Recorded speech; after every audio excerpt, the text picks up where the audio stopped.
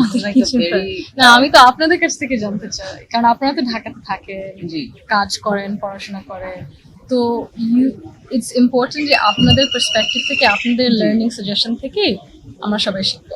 I am basically new এখানে। তো আপনারা কেমন ঢাকা দেখতে চান? আপনাদের কি আইডিয়াস, আপনাদের কি ইচ্ছা, পরিকল্পনা, তো ওইটার ব্যাপারে মানে আলোচনা করা যায়, যদি করা যায়। ওকে, যেহেতু হচ্ছে sorry for you on the spot, না হলে না না, যদি ইটস আর কেউ ওকে। বলতে চায়। যেহেতু আমার বাসাটা হচ্ছে ঢাকা থেকে একটু দূরে, মানে ঢাকার মধ্যে বাট ঢাকার একদম প্রপার এরিয়া থেকে একটু দূরে, তো দেখা যায় আমার বাসা থেকে এখানে আসতে প্রায় মানে 2 ঘন্টা প্লাস সময় লেগেছে। মানে তো কিভাবে সেদিন আসেন? আমি তো হচ্ছে ম্যাক্সিমাম টাইম হচ্ছে উবার নিয়ে চলে আসি, আচ্ছা। যদি দূরের কোনো তো জায়গা গাড়ি দিয়ে শুধু 2 ঘন্টা লাগে? স্যান্ডেলিনা সো রূপচর্চায় আভিজাত্য। মানে হচ্ছে জ্যাম, এখানে ট্রাফিক যে না, এটা তো প্রবলেমটা, বিশাল বড় একটা I think concern এটাই everyone হচ্ছে shares. এই ট্রাফিকের কারণে। আদারওয়াইজ এত প্রবলেম হয়তো থাকার কথা না। তার মধ্যে যেহেতু আমাদের হচ্ছে যে ফুটপাতের ইউজটা, তার প্রপার ইউজও হয় না।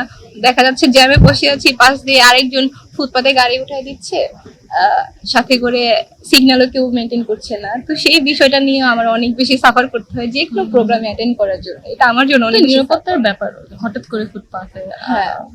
সেফটি সিকিউরিটির বিষয় থেকে। তারপর আমাদের ট্রাফিক সিগন্যাল গুলা দেখা যাচ্ছে কিছু জায়গায় তো হচ্ছে আপনার যে জেব্রা ক্রসিং গুলা, ওগুলো তো দেওয়া আছে কিন্তু মেনটেন করা হচ্ছে না। আমি দেখছি গ্রিন সিগন্যাল মানুষ চলতেছে, হাঁটতেছে, আবার রেড সিগন্যাল গাড়ি চলতেছে।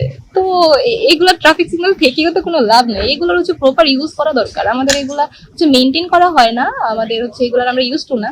তবে আমার মনে হয় যে আমাদের এগুলো একটা কন্টিনিউ করা উচিত, নিজেদেরকে ইউজ টু করা উচিত এই ট্রাফিক সিগন্যাল গুলো।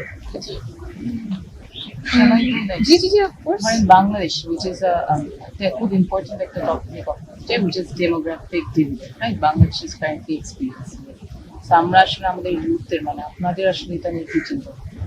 আমাদের Like কি a চিন্তা? very না, আমি তো আপনাদের কাছ থেকে জানতে চাই, কারণ আপনারা তো ঢাকাতে থাকেন, জি কাজ করেন, পড়াশোনা করেন, তো ইটস ইম্পর্টেন্ট যে আপনাদের পার্সপেক্টিভ থেকে, আপনাদের লার্নিং সাজেশন থেকে আমরা সবাই শিখবো। আই এম বেসিক্যালি নিউ এখানে, so we have to hear from you. Right I think মানে কারেন্টলি ইউথের মধ্যে অনেক টাইপের ফ্রাস্ট্রেশনস আছে। উনি একটা স্টেট করেছেন, একটা হচ্ছে after graduation the path is very difficult to be honest. So এখানে আসলে আমার কাছে মনে হয় কিছু চিন্তা ভাবনার বিষয় আছে।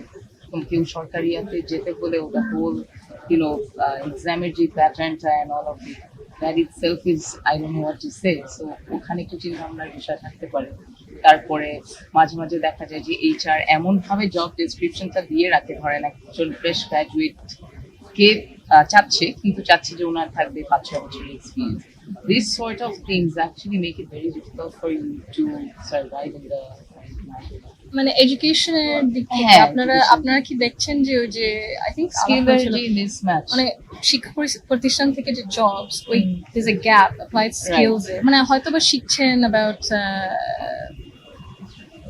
your subject, কিন্তু how it's applicable in the professional world, তারপরে যে সফট স্কিলস as well, ওইটা দেখছেন না, করা হচ্ছে। তারপরে অত কি সুযোগ সুবিধা আছে in terms of mentorship programs, internship programs, public private partnership এর মাধ্যমে যদি ওরকম থাকা হয়, ওটা তো সুবিধা হবে। So if say there is sort of কি বলে administrative will, যে আচ্ছা ঠিক আছে, হয়তো বা কিছু কিছু কোম্পানিজ, প্রাইভেট কোম্পানিজ যদি এরকম মেন্টরশিপ প্রোগ্রামস করে, ওরা তো বিভিন্ন জায়গা থেকে, শুধু হয়তো বা not certain areas of Dhaka, but বিভিন্ন জায়গা থেকে দেশের, তারপরে ঢাকাতে কিছু sort of ডিসঅ্যাডভান্টেজ এরিয়াস থেকে যদি আনা হয়, না হলে তো যেটা হয়তো বা হয় ওই ওই ওই ধরনের চাকরি, ওই ধরনের অ্যাক্সেস শুধু কিছু জনের কাছেই হয়ে থাকে। Right.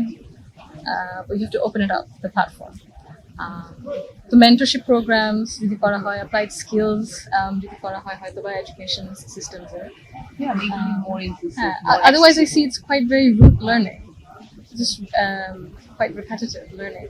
Critical thinking skills এর অভাব হয়তো বা আছে অনেক দিক থেকে। আর একটা তো আমি তো গ্লোবালি কম্পিটিটিভ না হলে হচ্ছে না। আপনি যে বিষয়টা বলছেন যে পাবলিক আর প্রাইভেটের মধ্যে কোলাবোরেশনটা হয় কিনা, হ্যাঁ, আমাদের এখানে একটা হিউজ গ্যাপ। এখানে পাবলিক এবং প্রাইভেট কে টোটালি ডিফারেন্ট ওয়ার্ল্ডে চিন্তা করা হয়, যে তারা দুইজন হচ্ছে দুইটা ভাগ, দুইটা কান্ট্রি থেকে হয়তো বিলং করে, আমাদেরকে মনে করেন প্রাইভেট ইউনিভার্সিটি স্টুডেন্টকে একটা টোটালি নেগলেক্ট করা হয়, যে হচ্ছে তারা হয়তো জাস্ট হচ্ছে মমস কিড এরকম টাইপের, তারা কিছুই জানে না, তারা কিছুই বুঝতে পারে না, তার পলিসি মেকিং এ কোনো হেল্প করতে পারে না।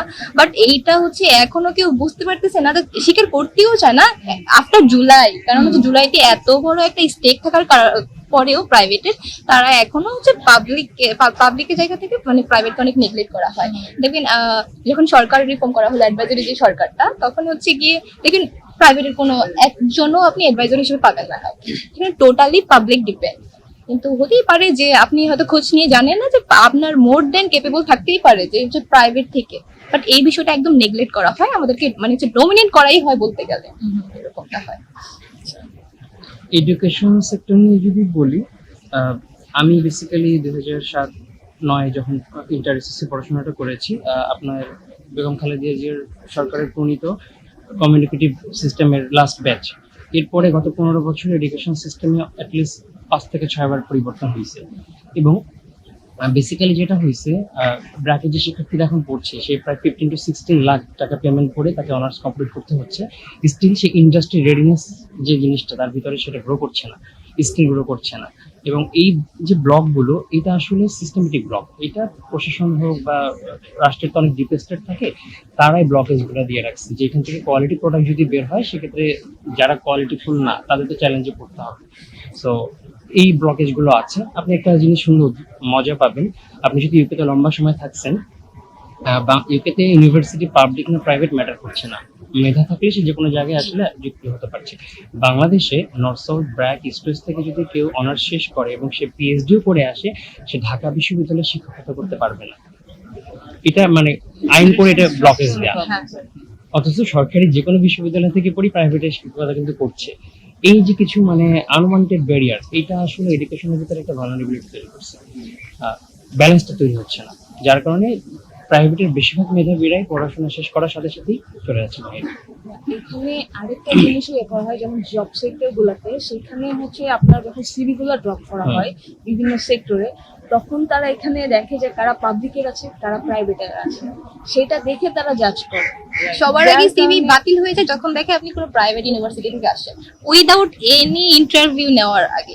সেটা তো একটা আছেই। সাথে হচ্ছে যে ধরেন জাতীয় বিশ্ববিদ্যালয় আমরা যেটা বলি, সেখানের এডুকেশনটা নিয়ে এতই কোয়েশ্চেনেবল মানুষ মনে করে। ধরেন আমরা নিজেরাই রিক্রুট করি, সো করার সময় দেখি যে আমাদেরকে বলে দেওয়া হয় why we are recruiting if you see CVs from Jatiya Bishwabidyalay, ওইটা ওখানে বলে দেওয়া হয় বা সবাইকে আমরা যারা জবে করেছি জব করেছি না, অনেক দেশে কোম্পানি তো সার্কুলারের সময়ও দেয় না, যে লিখে দেয় অনলি প্রাইভেট পাবলিক ইউনিভার্সিটি। আমরা নিই। তো এটা তো একটা মাইন্ডসেটের বিষয় হলো পাল্টানো। হ্যাঁ, এটা তো হয়তো বা নতুন প্রজন্মকে দিয়ে এটা পাল্টাতে এটা হবে, পাল্টাতে তাই না? হবে।